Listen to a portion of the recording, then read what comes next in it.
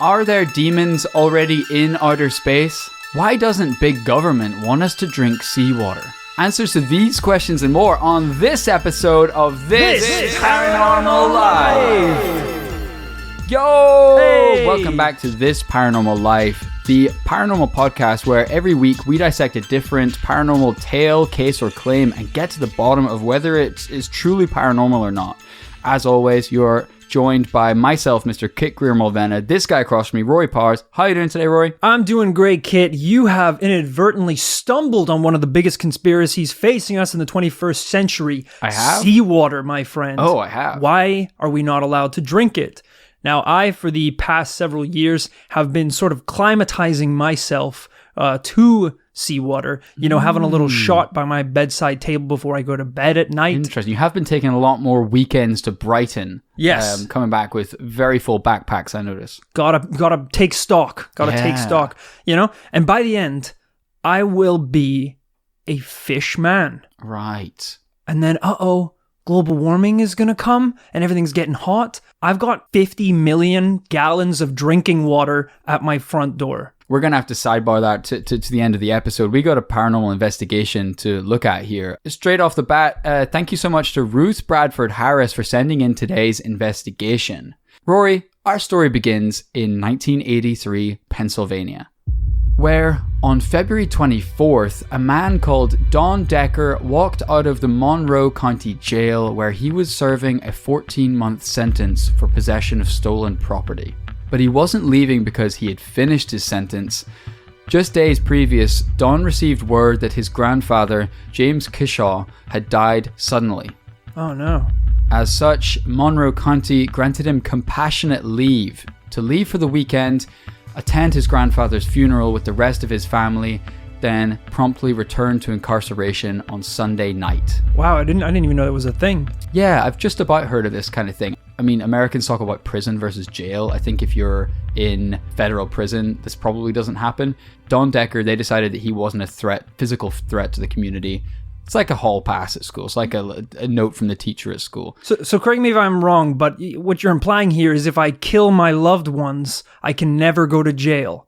Absolutely not. Because I will I will be released on compassionate leave for their funerals. Quite the opposite. If you kill anyone, actually, not even your loved ones, you will go to jail potentially forever. Probably never getting out for even a weekend. And the leave? The compassionate? No leave. Yeah, when they were arresting me and reading me my Miranda rights, I probably shouldn't have screamed, "I regret nothing, let me go and I'll kill again." Yeah, because I think the whole point is like you have the right to remain silent. So you did the And I wove opposite. that right. I had the right to be as loud as I wanted to. Well, sure, but then they tased you, I think, right? They did. Thanks for coming to the prison as well. Also, you said when you got arrested because you already did the crime. I'm out on compassionate leave to record a podcast. The warden's a big fan, actually. But at the funeral, as Don stood at the back of the church hall, he felt a deep conflict inside him. Whilst family is family, what no one else knew was that Don had had a terrible childhood, and James was a violent man. Don was glad he was dead. Looking at James in the coffin, it was as if something had been resolved, that the evil in his grandfather had been put to rest, or at least so he wished. As the service ended and everyone filed out, Don spoke to Bob and Jeannie Kiefer, his friends from the Stroudsburg area. "Bob, Jeannie, thanks for being here." "Of course, Don. We're so sorry. It's just so sad." "Yeah, whatever. Listen, do you think I could crash at your place this weekend? I don't know if I can be around my family this weekend." Yeah, geez, anything you need. Come around and have dinner on us tonight." At Bob and Jeannie's house, Don's host started cooking dinner while Don excused himself and went to the bathroom upstairs. In the bathroom, while washing his hands, he suddenly felt the atmosphere change in the room, like the whole temperature just dropped, and a huge chill came over him. Whoa. He felt like his senses were failing and his consciousness closing in around him before he collapsed. When he opened his eyes, everything was different somehow. He slowly scrambled to his feet and looked in the mirror, where he saw an old man wearing a crown looking back at him. What? But right as he blinked again, the man was gone, replaced with his own reflection. That's not good. That ain't good. There's very few things that can happen to you after you black out and basically collapse on the floor that once they happen to you are immediately more worrying than the fact that you blacked out and collapsed on the floor. Okay, sure. You know? So it's like falling down a flight of stairs. That's pretty bad. Once you're down there, you should be like, man, I should maybe go to a hospital. I should see if my legs are okay. But if you look up and see an 1,000-year-old ghost man with a crown looking back at you in the reflection of the glass, you gotta be like, well, shit, I'm not going anywhere. I should probably call in sick to work, right? I don't know. This guy might be kind of distracting. Where do I go? Do I go to a castle now? I gotta go to a hospital? As Don blinked, the vision was replaced with his own reflection, the whole trance instantly gone. The room felt normal again. The air was back in the room. All except for one thing. He felt a sharp pain around his arm. He looked down and pulled back his shirt sleeve and saw 3 long scratches down his wrist. Wow. He quickly pulled the light, got out of the bathroom, and went downstairs. When Donnie came down, he had a strange look on his face, very, very white. It looked like he was in pain. Jesus, Don, you look like you've seen a ghost. Are you okay? Never been better. You know, I'm actually stuffed from the funeral snack, so I'm gonna turn in. What? You were so hungry. You specifically asked for 3 steaks for dinner. You made us cook the steaks as soon as we got home. Well, you know, grief expresses itself in weird ways. Alright, good night, everyone. Wait. What are those scratches on your arm? Did you hurt yourself up there? Damn it, Bob. Look, there's no easy way to say this, but I think I was attacked by a demon in your bathroom. So at least Bob and Jeannie ate dinner, and then they sat with Dawn in the living room. Dawn was being quiet, but somehow even more quiet than normal.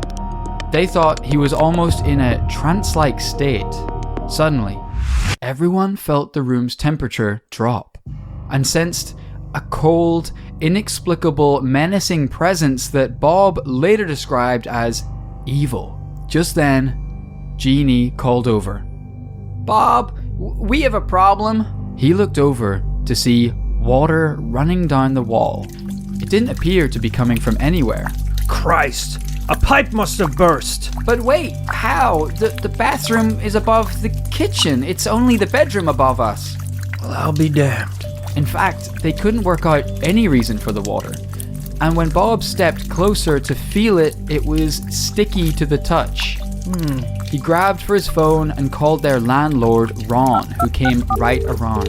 As water was now dropping consistently from the roof and down the walls, Ron still couldn't find where the water was coming from. Yet somehow that wasn't even the strangest part.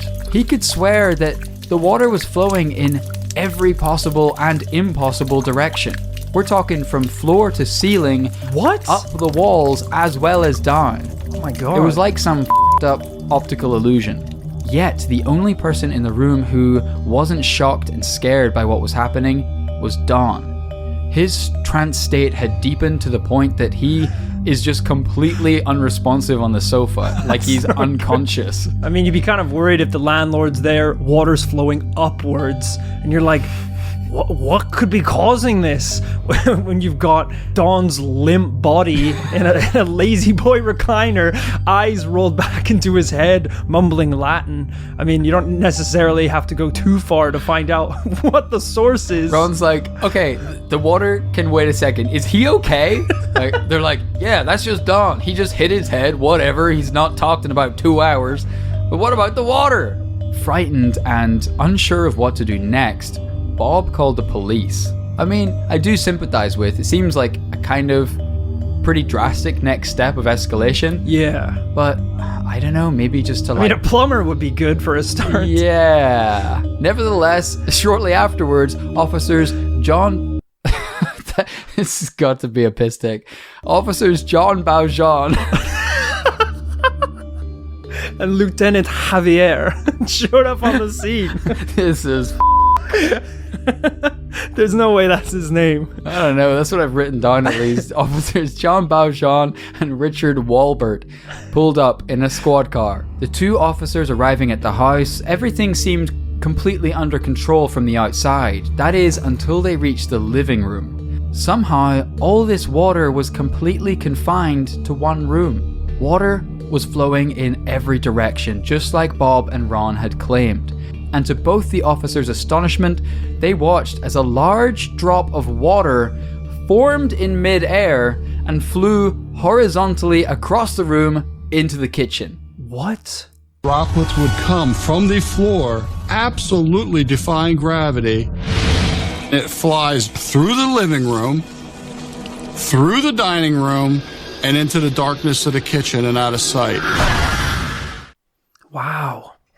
There you go. So we got first-hand testimony from not crazy people, arguably. Jean Valjean himself, the police officer who was there on the day. And he described in very plain terms a goddamn paranormal thing, not possible through the laws of physics. This is a tough situation for police officers to be in. There's no protocol for this. There's no code to call this in by. You can't cuff the water droplet. You can't hit it with the bat. It doesn't work. You can call in as many reinforcements as you want. Isn't going to make a difference. It's not going to happen. And now what we're hearing them say is that what looked like almost like a water bullet moving sideways across the room in between them, as if it's trying to get their attention for something. That was weird. Yeah, that Bob mentioned that the droplet was wanted to be seen. Yeah.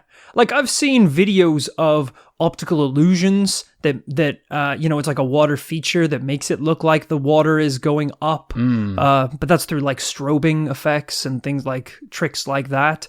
But if this is just a normal room in a normal house and not a Legend of Zelda water temple, right. I don't understand how this is happening.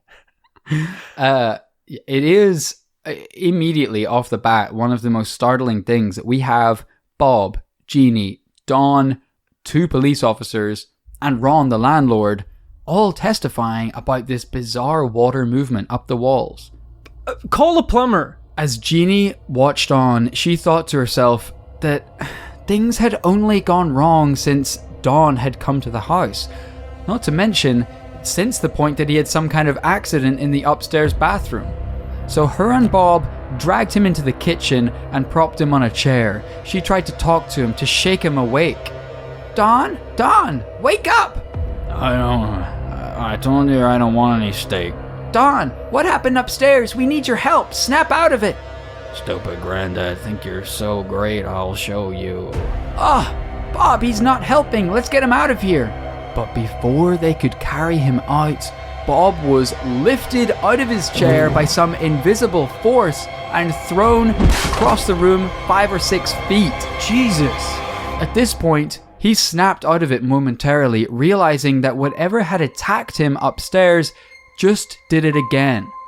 Right in front of everyone present, he looked down at his arm, the other arm, to see 3 brand new scratches. Oh, every time he gets hit, he gets marked. He's got the mark of whatever is doing this. Jeez, that's really scary. Ron, the landlord, would later say in a statement, "I had no doubt in my mind. I was in the presence of evil. It was definitely a demonic force at work here."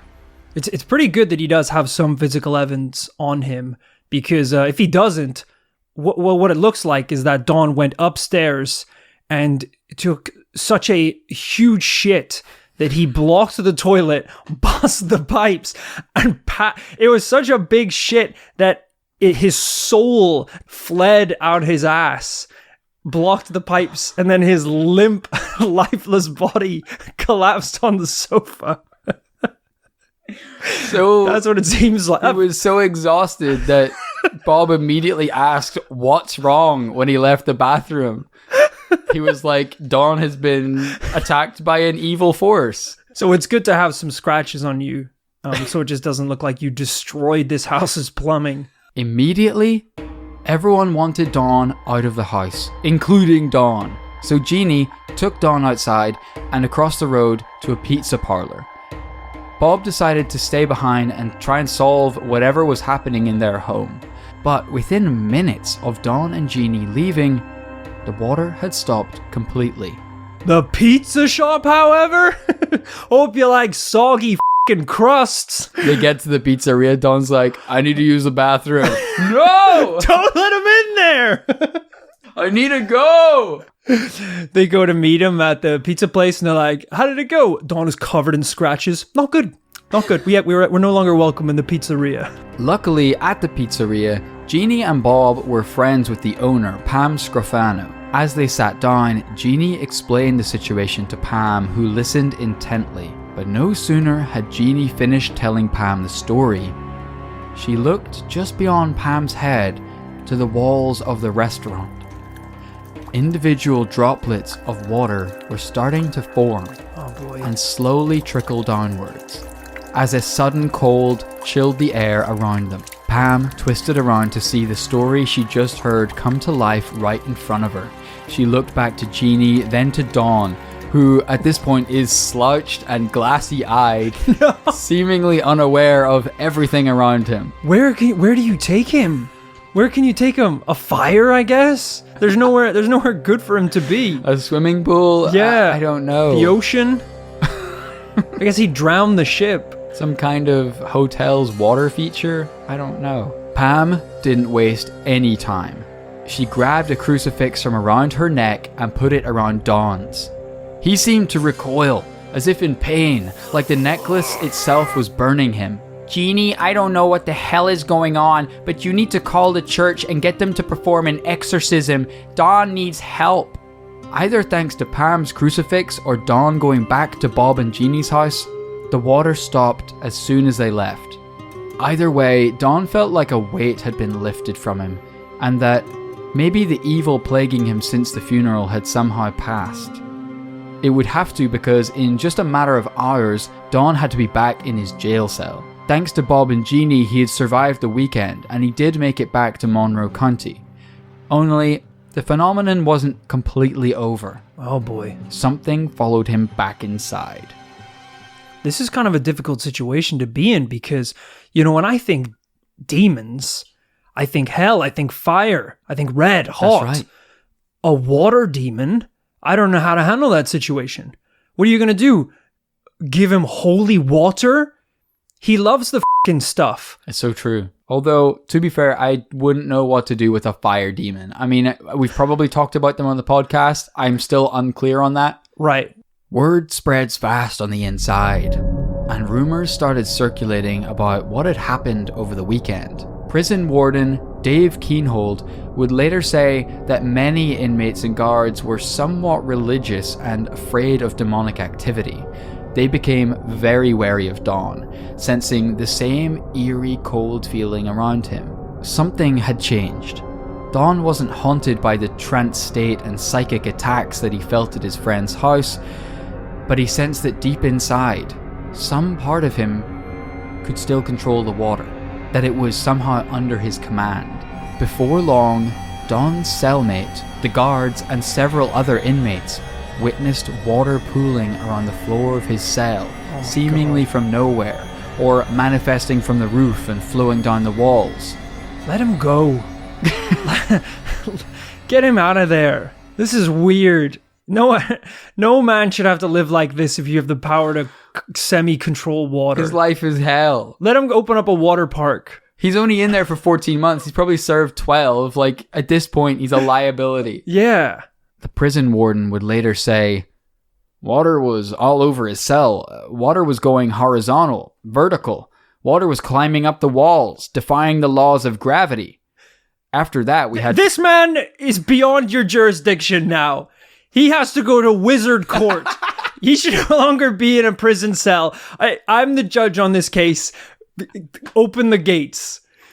A mortal man should not be deciding whether this beast stays locked up anymore. He didn't even kill anyone. No. He just stole some bread. I think he like Jean Valjean. Like he didn't even steal it. He was sent down for possessing stolen property. This is it's gotten so out of hand. I feel like no one is going to blame the warden if he goes, get him out of here. He's going to drown us in about a day. We need to get him out of here. It's kind of interesting to see that, like, we've all seen the X-Men movies. This is like someone who falls through the cracks of the X-Men Academy system, who never gets approached by Xavier in the street. It's a big world full of mutants out there. You know, when you're watching the X-Men, all we see are the ones that Xavier went and picked up. Those are the Harvard grads. What about the flunkies? The guys who drop out before they ever get to secondary school? This point, where he's in the jail cell making puddles, give him high fives, is when Xavier should have shown up. Oh, yeah. And say, you know, I'm putting together a school of gifted mutants. What happens if he never comes? That's it. What happens if Dumbledore never sent the letter? What if the You're letter just a weird gets little lost? weird freak rotting in a jail cell. People just think you're a demon. This is a bad situation to be in, because you know what happens? This is how you get super villains. They didn't go to Hogwarts. They didn't get So picked to true. be in the X-Men.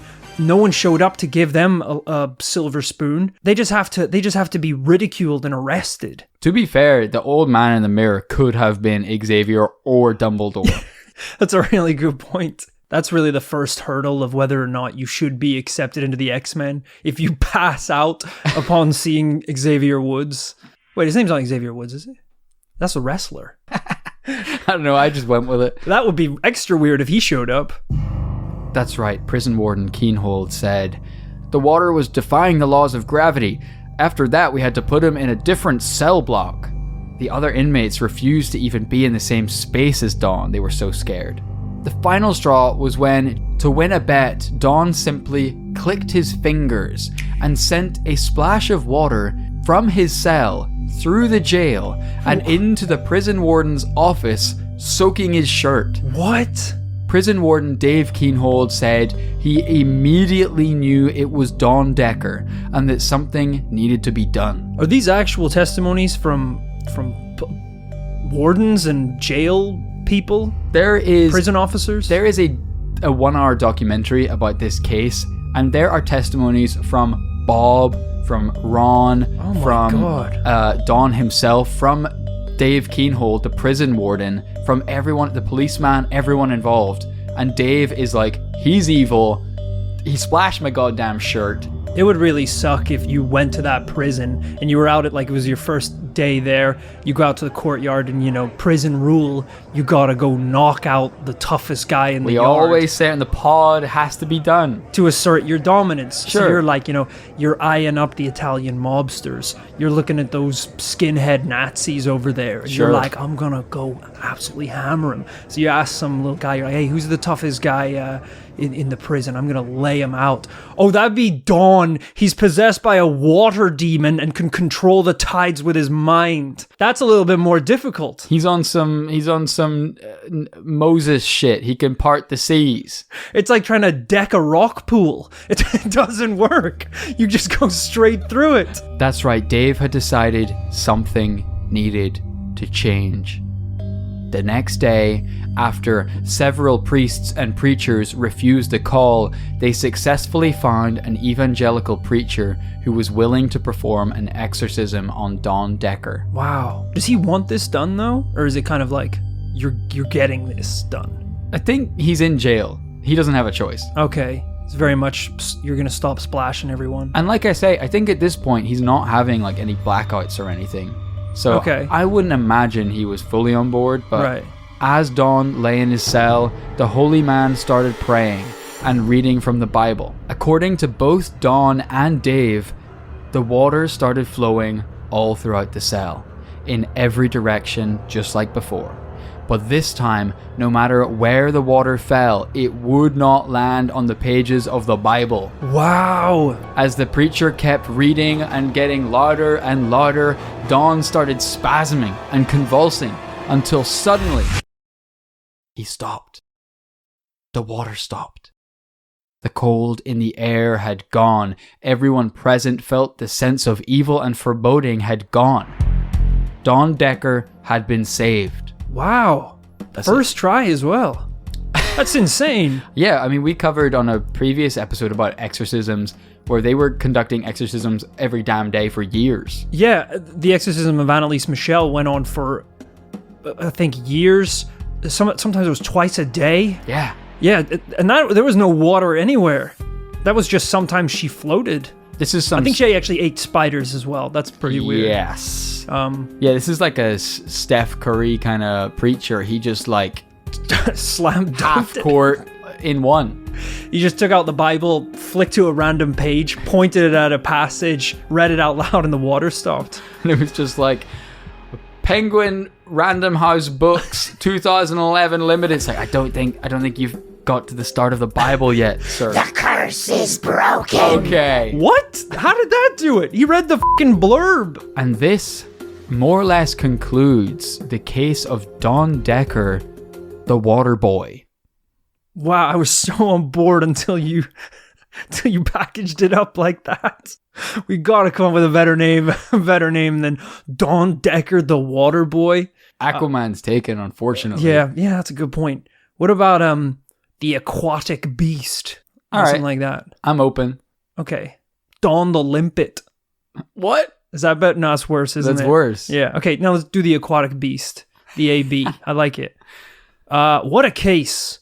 What a case. You know, I'm very appreciative of the time and effort that went into that.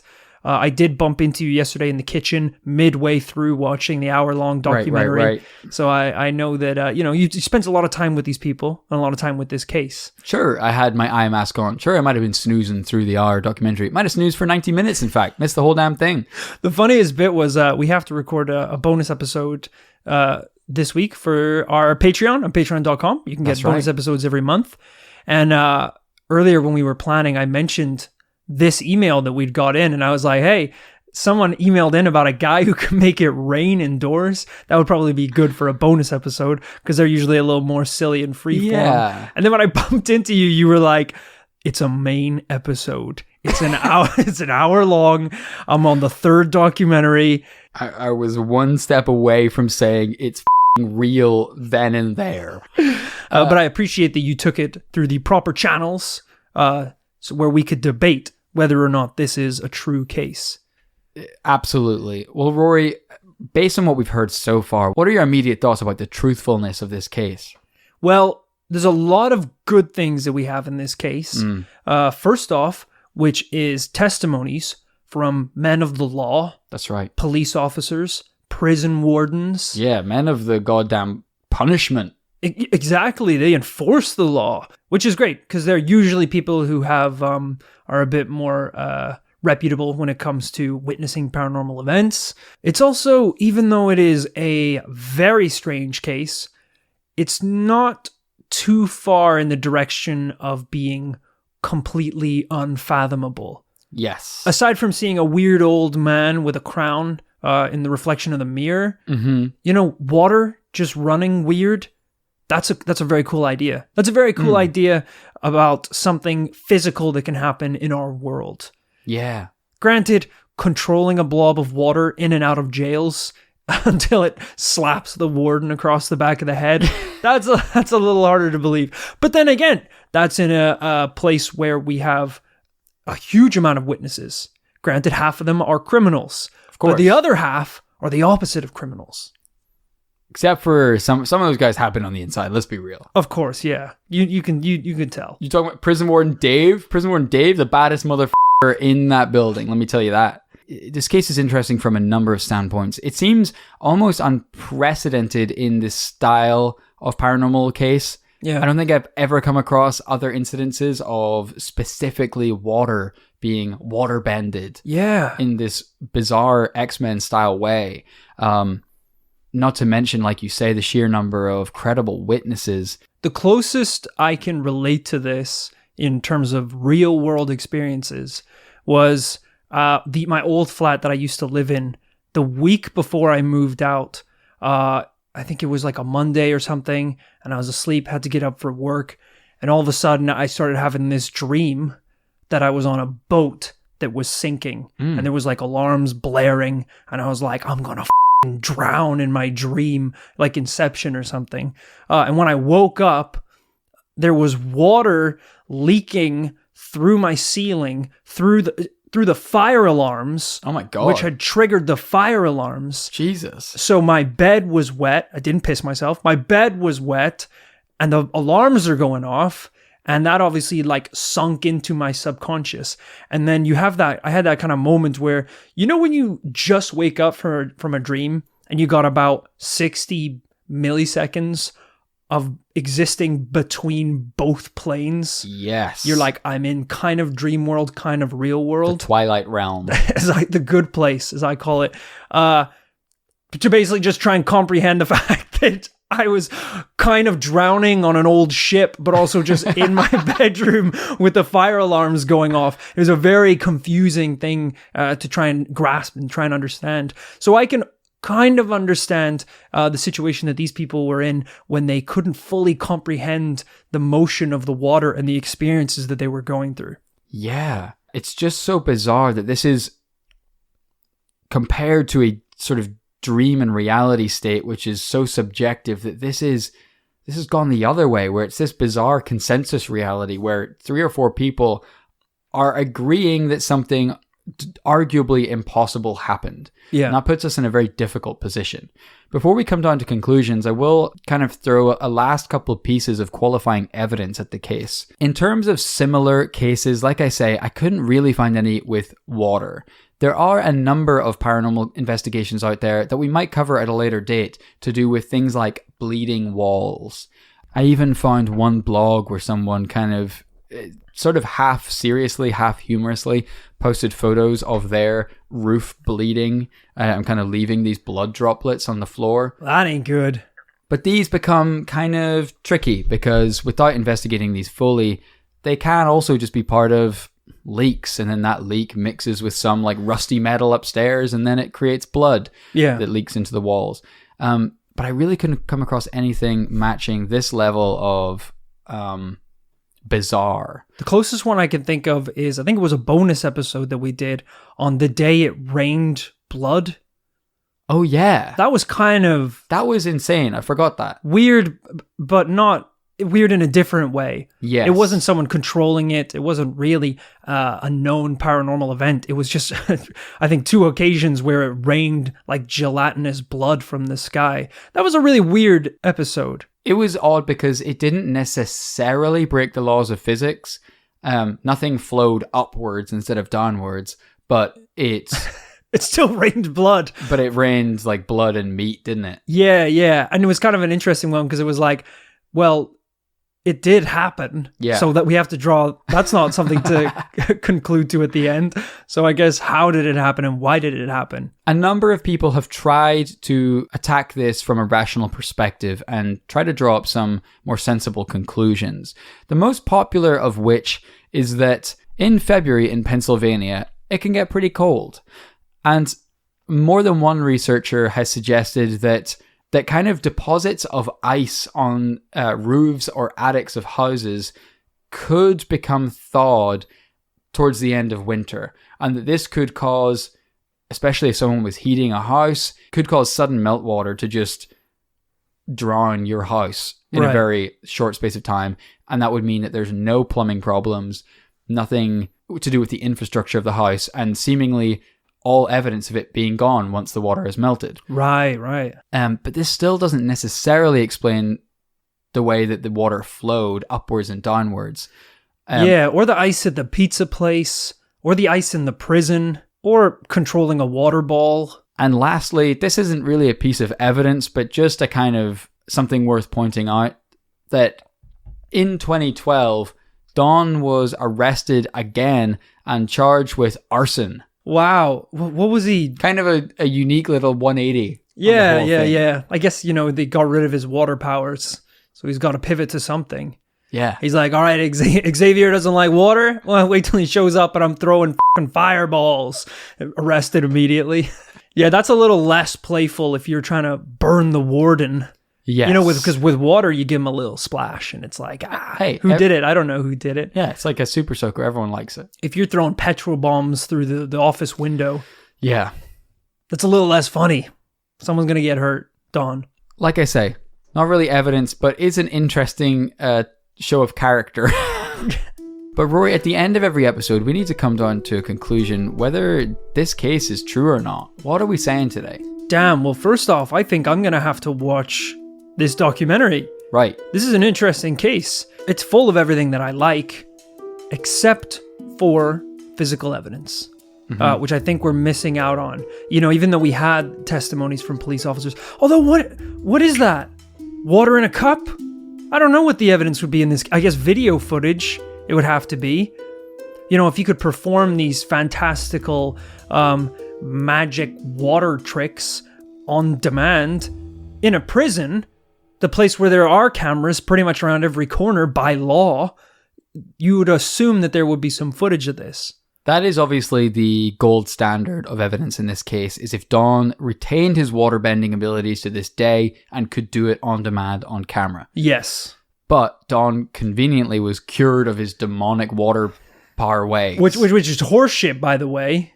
That she should have never been taken away from him. And why would Jesus want to take those powers away in the first place? He because walked Jesus on water. Seemed to be pretty fond of magical abilities. Involving water. He walked on water. He turned water into wine. He was a waterbender. He loved it. This is a unique problem for us when coming down on a conclusion, is where we have no physical evidence, yet an overwhelming amount of reliable testimony. So we either have to make the decision that this truly happened as per every person's word, or that like 6 reputable people are all lying over the course of like 30 years. That's a tough one, isn't it? Seeing as I don't trust anyone. Right. Ever. Sure. Without physical evidence, this week, unfortunately, for me, it's going to have to be a no. I think we're in agreement there. I would love to be proved wrong on this one. But for me, I start to get kind of weird once we get into the water doesn't touch the Bible religious exorcism thing, which like kind of ties up the story in a neat bow. And like you say, I can't necessarily trust every single testimony here, and it just has to be a no. Unfortunately. That is the end of the case of Don and his puddle powers. Don the water boy. Aquatic beast. Sure, whatever. The aquatic beast. Well, you call it that, and we'll agree to disagree. Guys, hope you enjoyed the investigation today. Thank you so much to Ruth Bradford Harris for emailing that one in to us. Please do keep sending your amazing podcast suggestions to thisparanormallifepodcast@gmail.com. It really is where we get all our episode ideas these days. It's as straightforward as that. If you email us in an interesting case, there is a very high chance we will cover it. Guys, if you just cannot get enough of This Paranormal Life, always remember that on patreon.com/thisparanormallife, there's bonus content waiting for you. Oh, yeah. From $5 a month, you can get access to a host of bonus episodes. We've been doing them for a couple years. There's a stash now. It's like 25 plus episodes. So if you would like to hear the story of the day that it rained blood and meat and that we still couldn't really get to the bottom of, a solid mystery, head on over to patreon.com and check out that episode for $5. The content taps are open, folks. They're flooding out like water. Bonus content is going up the walls, shooting across you in bullet form, slapping prison wardens in the face. It's Kit and I are getting splashed like it's a goddamn wet t-shirt contest. You're gonna want to go over to check out patreon.com and just drink up all this delicious bonus content. And at the end of every episode, we like to take the time to shout out those who have supported us on Patreon. Let's do it right now. Let's go. Thank you so much to Vikash Taylor. Whoa, Vikash is looking fly out here because, he's a tailor. Ooh, nice. That's what people don't realize. If you're a tailor, not only do you make other people look good, but obviously you save the best pieces for yourself. Yeah, Vikash also has a tailored mustache. And it is tailored perfectly to fit his own face. Also, he is flush with Vikash. It is, yeah, from all the tailoring. Thanks also to Ellie J. Mortimer. Wow, massive thank you, LJ. Now, LJ, I only assume stands for Elephant's Lasagna. Is that correct, sir? Is that? Why would it stand for lasagna if it's J? Why the would it stand for what you just said? The J is silent. No, so well, it's not pronounced. So why is there an L? That's not a silent letter. If you read it phonetically, it would say lasagna. Okay. But I didn't pronounce the J. So it's okay, well, we pronounced should move lasagna. past it. It's nothing. What the is the elephant lasagna? LJ, I'm so sorry the kid is doing this to you. Thank you for your support. No, LJ, I'm sorry that Roy's doing this to you. Thanks also to Amelia Cox. Amelia Cox, the host of Amelia Talks. That's Nice. right. Uh-oh. This is the lower 48's hottest talk show on the radio. Unfortunately, it's been around for a really long time.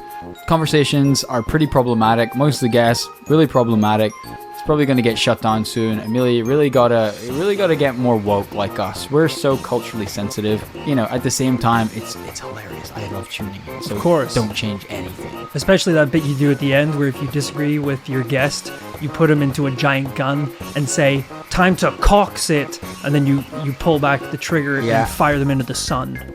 That's a great bit. It's so great. Keep that. Definitely keep that. Thanks also to John Webb. John Webb, little known fact, inventor of the web, aka the internet. The worldwide one. That's right, yeah. Wow. He actually campaigned pretty hard for it to be http:/John dot and then the website, but right. The powers that be were like, that's unbelievably vain of you. He's like, I'll take JJJ. JJJ. No. If they'll do that. Hard no. He's like, no. You've made it, it's ours now. You don't have anything to do. In fact, you don't even get paid. Which is insane. He Get got away, scammed. John. Yes. And they slapped all of his 8 hands away. Did we mention he's a spider? Of course. He's obviously a spider. Of course. Thanks also to Chris Hunt. Chris is always on the hunt. This guy never takes a day off in his life. Christmas Eve, he's out there freezing his nips off in the woods looking for Bigfoot. Easter Day, he's hunting the rabbit himself. Halloween, he is a ghost of his former self. He's always on and he's always hunting. And I appreciate the hustle. There's a little thing called work-life balance though, Chris, and you should maybe look at that. Yeah. After you find Bigfoot. Obviously. Yeah. Don't give up yet. Thanks also to Ryan Fisher. Ryan actually tried to get a couple wishes out of a mermaid by fishing her out of the water. Oh. Yeah. That's not how I don't know why he thought mermaids could, 1, grant wishes. No, they don't. And 2, needed to be rescued from their natural habitat. They're women. Yeah. You should actually treat them like them. And half fish. So treat them like they belong in the Double water. respect. Okay? Yeah. He didn't get any wishes and the mermaid couldn't breathe. So that was a double loss. Thanks also to Adam Busby. Buzz, Adam Busby. Keep an eye out for John Webb, inventor of the internet and also a giant Spider-Man. Not to be confused. I don't mean like a giant superhero Spider-Man. Right. I mean he's more or less a mishmash. Literal, yeah. It's a nightmare. Whereas I assume you were just a bee, a full bee, not half bee, half man. Seems to be. It's crazy that John has the time to develop groundbreaking human technologies, but also is interested in catching bees. Yeah, that's the spider instinct kicking in. Thanks also to Stratum Sketch. Talk about a sketchy character. Oh! In a sense that I think they were drawn by some sort of enchanted pencil. Oh. Yeah, they're not just they don't just do crimes and things. It's literally a cartoon dog that has come to life. And somehow got into podcasts. That's so interesting. Yeah. Wow, what a world. I'm glad that you've drawn us some money and given that to us. We can't use it. No, the bank's not going to take that, so you're going to need to cough up, alright? A $sign written on an A4 doesn't count as legal tender, unfortunately. No. Thanks also to Thomas Billing. Thomas, you are the bomb ass. And we will be billing ya monthly for your bonus content. I hope you enjoy all the additional episodes that you're gonna be that are just gonna be pouring out of your headphones. You won't even be. It'd be like when someone's trying to juggle plates, and then one plate is like, oh my god, this one's going down, this one's going down. Sure. It's just gonna be that, but with bonus episodes. So good luck, Thomas. Thanks also to Chance Dawson. Chance Dawson, not to be confused with their sister, Community Chest Dawson. Parents big into board games, evidently. Name their kids Chance, Community Chest, and top hat after the little top hat, the one that you get in Monopoly. It's not even the game, just the Just the piece. Just the piece. Interesting. You're obviously rolling in cash if your old man's that into Monopoly. So thanks for sending some our way. Thanks also to Isabel Longley. Well, if it isn't Ding Dong Lee. That's right. She is a bell. What? She is a bell, my friend. One of those old ass ones they hang at the top of church towers. Are you being serious? Yeah, I don't know how she even knows what a podcast is. I don't know how she became sentient. Maybe she's possessed by some sort of, well, I guess the water demon's taken. So wind demon. I guess I get pretty bored in my week, you don't have time for podcasts, so I would imagine the life of a bell is quite slow. Yeah. You might need a lot of audio drama to entertain you. You just be listening to the latest episode of Serial, and you're like, wow, this episode is really... Oh, 2:15? Ding, ding, dong, dong, dong. Shit, I missed that one. That's fine. Like, the bell is really being weird today. Thanks also to Matt Brook. Matt Brook, I've got your MacBook.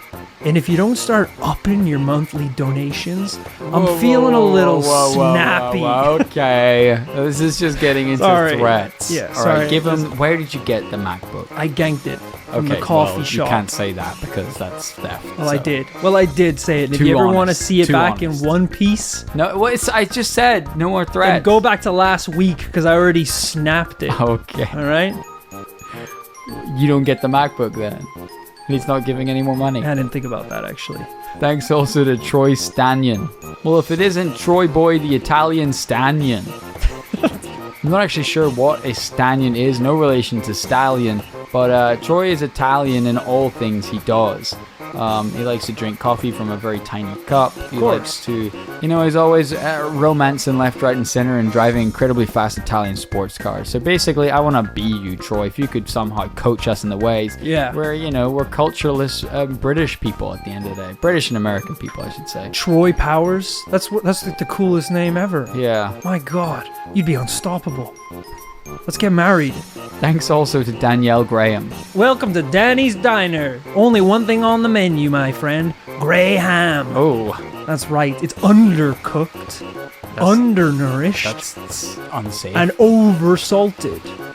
Okay, The back specialty, to safe again. Danny's specialty, grey ham. You can only get it one place because she's in kind of like, it's like a boat, so she has to go out to international waters where she can actually legally serve the fish. Surely no one wants this. It's one of those it's like that fish where if you cut it wrong, you die. It's poisonous. Okay, So cooked wrong, poisonous. sure. Cooked right, Poisonous. you'll still get pretty ill. Okay. Thanks also to Icarus Garza. Well, if it isn't Icarus, the guy who flew too close to the sun and got a gorgeous tan. Oh my God. Worth it. It was amazing because he really was able to turn this into a beautiful kind of startup. He flies people up incredibly close to the sun. They get a gorgeous tan in minutes. Beautiful. And the wings melt, straight back to Earth. straight back down. They got a little parachute and they can flex on the gram and make double their money. It's great business. So Icarus, props. Thanks for throwing some this way. I mean, his retinas are fried. Oh, gone. Yeah, he can't see Granted, anything. he's blind. He can't see the gram, so he needs to get someone else to post the Yeah. gram. Thanks also to McNever Say Never. All right. Thank you for the support. Love the enthusiasm. Quick note. Sure. You should sometimes say never to arson, heroin, Yep. kicking small animals. Yep. So just a couple on the list. So I'm willing to go on the line and say this person's done all those things because they never which say never. is a little worrying. But then they've also never said never to robbing a bank, which is obviously why they made such a bountiful donation this month. So actually, just keep doing you. You seem to be doing great. I never saw it from that way before. Thanks also to Christian Perkins. Christians on a mission to adopt all the little kittens in the world. Yeah, that one was a bit of a stretch, but he is essentially. It is true. It just happens to almost sound like his name. He has adopted, I think, 2,700 cats 2,700? so far And as well, counting, huh? and counting. They're probably breeding too, presumably. Oh, they're multiplying like fucking bunnies, Okay. not like cats, who actually multiply even faster than bunnies. He's managed to keep it to bunny level. Bunny level. But good luck to you. You're doing the Lord's work. Thanks lastly, but not leastly, to Elizabeth Mentor. Elizabeth Mentor is a mentor, but not really a good one. She gives pretty generally bad advice, actually. Oh. A lot of arson, a lot of theft, a lot of kind of get-rich-quick schemes. Oh my god. Yeah. That's not mentoring. It is. It's just crime. It is, but it's just not good advice. Right. You just shouldn't listen. So if Elizabeth offers to be your mentor for a very reasonable fee, say no. I guess it's like if your mentor was Voldemort. He's still giving you advice. Yeah. It's probably going to be pretty black, dark art shit, but it's still technically advice. Thank you to everyone we've just shouted out today and everyone we're yet to shout out. I hope you guys all enjoyed this week's episode. We will be back next Tuesday with a brand new paranormal tale. I almost forgot, on the podcast a bunch of months ago, I played a track from my band ABQ. Our last single was Edge of the Earth. Well, we got a new one for you. It came out yesterday and you can catch it on all streaming platforms. Here's a listen.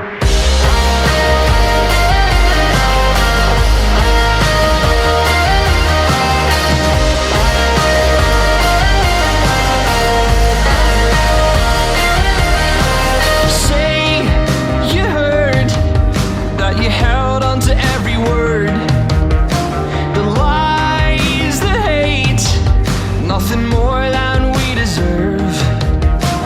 Work away in the same hole every day. Live beneath a city sky that will never change. This is a warning sign that keeps me up at night. We're feeling less than real, so leave it all behind. This is a neon light that pulls us all outside. You're more than what you feel. Run right in my mind.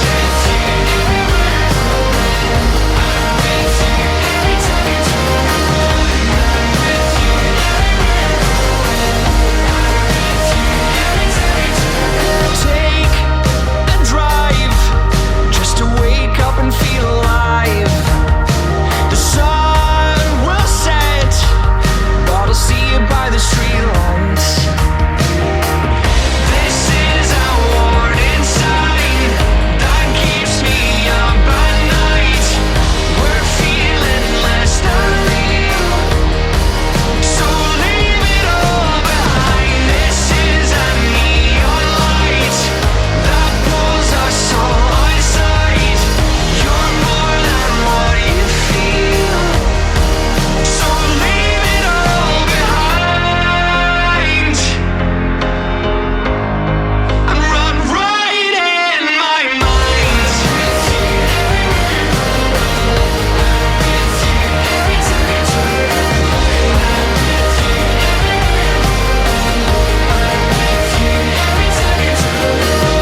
This is a warning sign that keeps me up at night. We're feeling less than real, so leave it all behind. This is a neon light that pulls us all outside. You're more than what you feel, so leave it all behind. Run right in my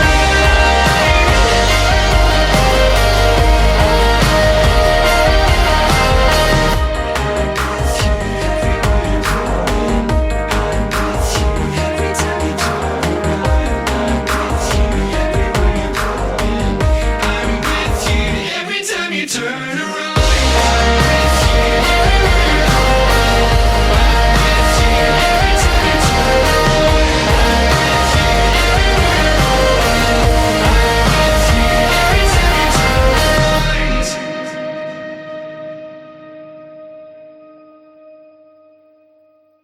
Oh boy, that was a beefy one.